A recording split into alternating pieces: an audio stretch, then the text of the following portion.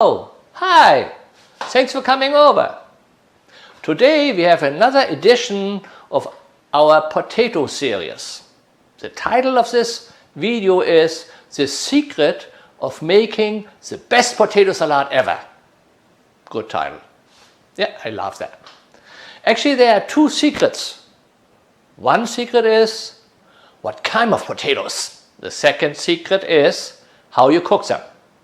To answer those secrets, the first answer is golden potatoes.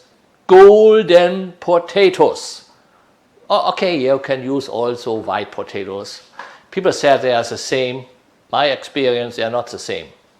The golden potatoes are the best. But never use russet potatoes. The russet potatoes are falling apart easily, having too much starch. That's not good. Okay, so the second answer, or let's say the second secret to answer, is actually how you cook them. You cook them with their own skin. My mother told me, never peel potatoes when you make potato salad. You cook them with their own skin. Though that's very, very important, and I think we can start now. How we do that? Let's see. Okay, let's start. We're taking 5 pounds of the golden potatoes, put them in a pot and add some waters. So now, depends how many potatoes are in the pot. Of the height of the potatoes, you'd fill half of it water or 3/4 water within the height of the potatoes. Okay, that's fine. Then now, my secret is always, put a little bit butter or a little bit oil in it, so it will prevent for overcooking so fast. And then for the taste, a little bit salt. Okay, so that's fine. And then let's start with cooking. So after 30 minutes, we make a fork test. So see you in 30 minutes. So, 35 minutes are over. We do now the fork test. So we take a fork and put them in the potato. If this goes easy all the way in the potato, then the potatoes are cooked. So let's see. We go in. Yeah, I go in. I can feel a little bit resistant. That's not too bad for. We don't want to overcook it easy for potato salad, so don't cook it too long. So the fork goes in, and in the middle is a little bit. My golden potatoes is pretty good. Okay, so now we drain them. Shut the stove off. Don't forget that. And then take the water out.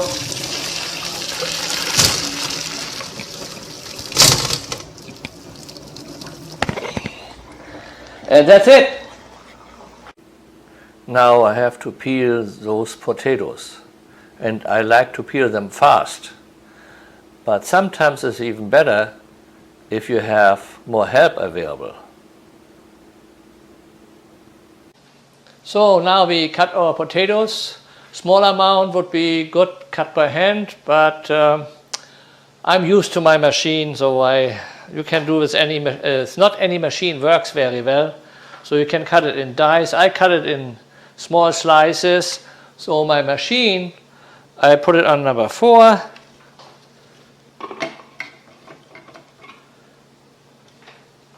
Something missing. One part missing. Okay. And then let's see, my machine is working. Yeah, machine is working. So what I do, I take my machine is very big. It's an industrial machine. So I go and make quarters and put them right in my machine.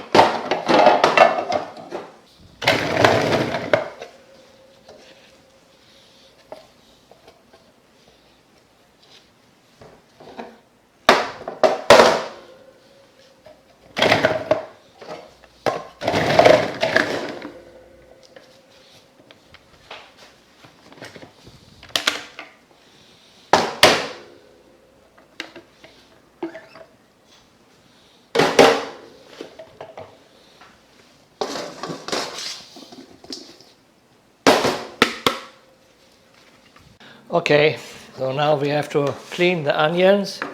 If you go with the onion, always go on the top, cutting off, not where the roots are. I'll show you why later.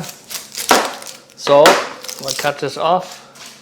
Don't you hate when you clean onion that you have to cry? It's people say, oh yeah, you can cut. I cut the onions underwater. I figured out it's very hard to breathe underwater. So all my onions now peeled. I have to mention, never cut onions with a machine, because the machine have high speed, so oxygen goes to the onions and then the onions gets bitter. So never cut them with a machine, cut them with a mandolin, or even like this here, home machine is very easy. You can put them in here, but then you have to make the onions a little bit smaller in order to cut this with this machine. I prefer my mandolin. I worked the whole life with a mandolin. So in order to cut them, I cut also one in the middle so my stripes are not too long. And then I go with my mandolin and cut the onions in very, very small dices or strings. See, so that's very nice. If you cannot do this, then you go by hand cutting. By hand cutting, what you're doing there, you take a fork and you put the fork right on the roots, that's what I said, and then you cut your onion in dice, small dice.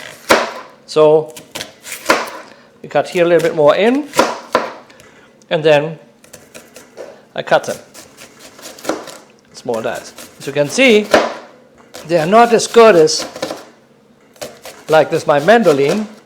In order to make a good potato salad of that, we cook the onions with our bacon. Yeah, in order to cut the bacon, normally if I have a catering with 200 people, I cut the bacon with my machine here. That goes pretty fast. But today we make only like 5-pound potato salad, and we need only 150 gram bacon. So we cut a little bit bacon. We cut it very nice, small. 1, 2, 3, 4, 5. Okay, now we take the 150 gram bacon, put them in a frying pan.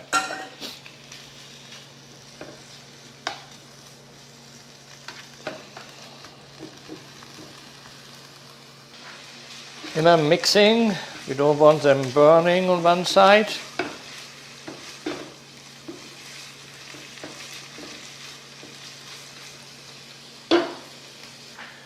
Now you can see the bacon gets light brown, and then normally I don't put onions in it. I cook the bacon until they're nice brown. But since we cut the bacon a little bit too big by hand, I'm used to my machine and we didn't do it, so I put the onions in.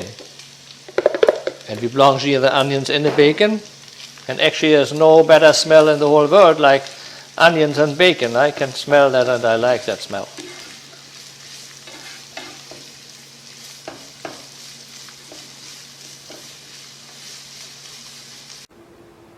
Now the 125 gram pickles, we chop them a little bit in small pieces.